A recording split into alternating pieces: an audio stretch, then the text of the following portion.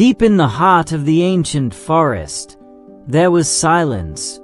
No birdsong, no footsteps. Even the wind held its breath among the twisted branches.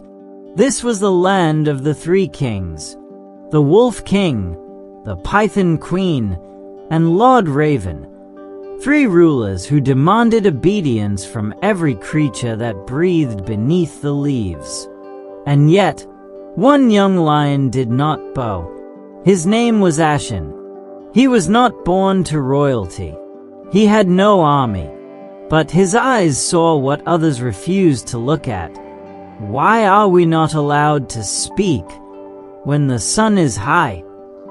Why must we never drink from the northern spring? Why is every laugh punished with labor? His mother would hush him, trembling. Quiet, Ashen. They hear even through the trees. But Ashen could not be quiet. One night, he saw an old rabbit dragged away, guilty of singing a song from the time before the kings. They locked the rabbit in a root prison beneath a dead tree. Ashen waited. When the forest slept, he brought the rabbit water and leaves. And he whispered through the cracks in the earth, "This is wrong. I will change it. I promise." Above them, the sky was darker than any he had seen. And inside Ashen's chest, something had begun to glow. Not a roar, not yet, but something just as dangerous. That night, Milo couldn't sleep. The glow from the hollow tree still shimmered in his mind. He curled beneath his favorite fern blanket but kept one paw tucked around the small sky pebble he'd found days before. It pulsed faintly, just like the tree. When the moonlight touched the edge of his den, Milo sat up. The forest was quiet, too quiet. No owls hooted. No bugs hummed. Drawn by something deep and silent, Milo tiptoed back to the ancient tree. It stood exactly as before, but this time, the bark near the roots was open, just a sliver, like a secret being whispered. He stepped closer. A soft breath of wind blew from the hollow, curling around his ears like a voice only he could hear. It said nothing in words, but Milo understood. He placed the sky pebble gently into the opening. Nothing happened. Then, with a flicker like fireflies, the glow in the tree deepened. Moss shifted.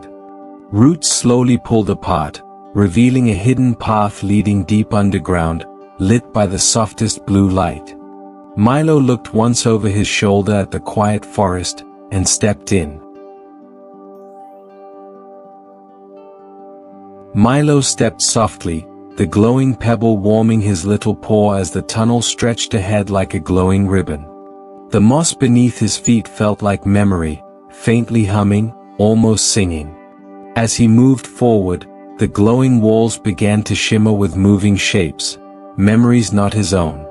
A family of birds sheltering in storm, a fawn learning to leap, an old turtle watching stars from a lily pad. All of them pulsed faintly from the walls, like shadows made of light. At a bend in the tunnel, Milo paused. The glowing path split in two, one curved upward, toward faint sunlight and soft golden breezes, while the other spiraled downward, deeper into violet mist and echoing whispers. The pebble in his paw pulsed. Not louder, just clearer.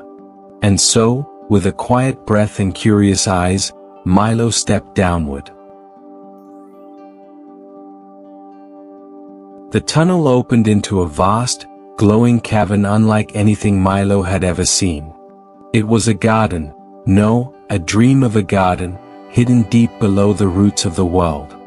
The ceiling shimmered with glowing vines, and soft, floating flowers drifted through the air like feathers in slow motion. The walls pulsed faintly with a gentle heartbeat, as if the cave itself was alive. Milo stepped forward, the pebble in his paw glowing stronger now. Wherever he looked, little lights blinked into being, soft memories of animals long past, a deer dancing, a fox laughing, a turtle sleeping beneath a lily bloom. They weren't ghosts, but echoes, gentle reminders of what had once been. As Milo wandered deeper, the cavern led him to a great crystal tree that sparkled from within. Its roots spiraled upward into a staircase, calling him with a whisper only his heart could hear. He took a breath, placed one paw on the first step, and began to climb. He didn't know where it led, but somehow, he trusted it would be where he needed to go. Milo stepped gently onto the glowing sky bridge, each vine lighting up beneath his paws with a soft hum. The bridge stretched across the sky, suspended in the air by nothing but light and memory. Beneath him, the underground garden sparkled like a dream fading into dawn. The wind was gentle, carrying faint whispers, stories of animals long gone, of journeys taken, of promises kept. With each step, Milo felt lighter, as though his worries were being carried away by the breeze. The stars above blinked slowly, as if watching over him. Ahead, the path curved toward a distant floating island wrapped in mist and light.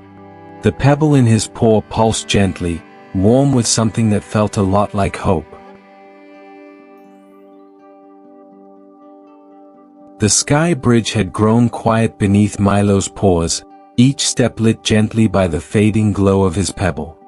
The clouds beneath swirled in slow motion, like the breath of a sleeping giant.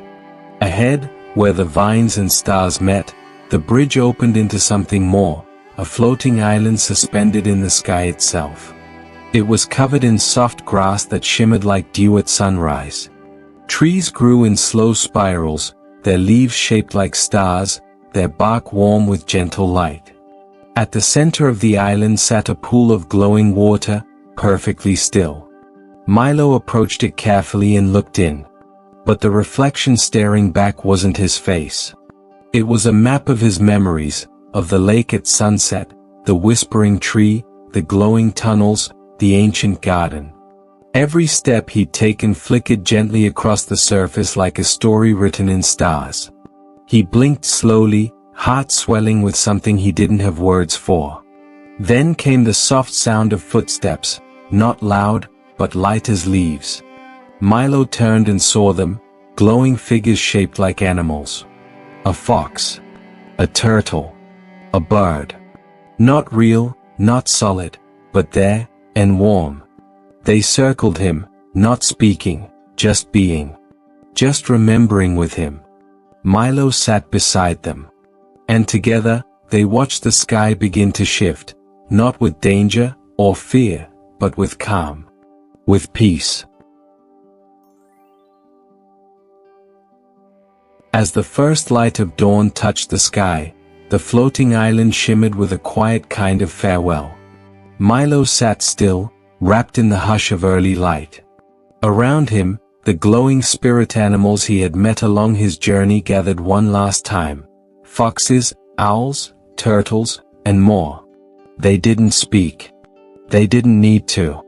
Their eyes were warm with gratitude, their presence gentle as the stars that slowly dimmed behind them.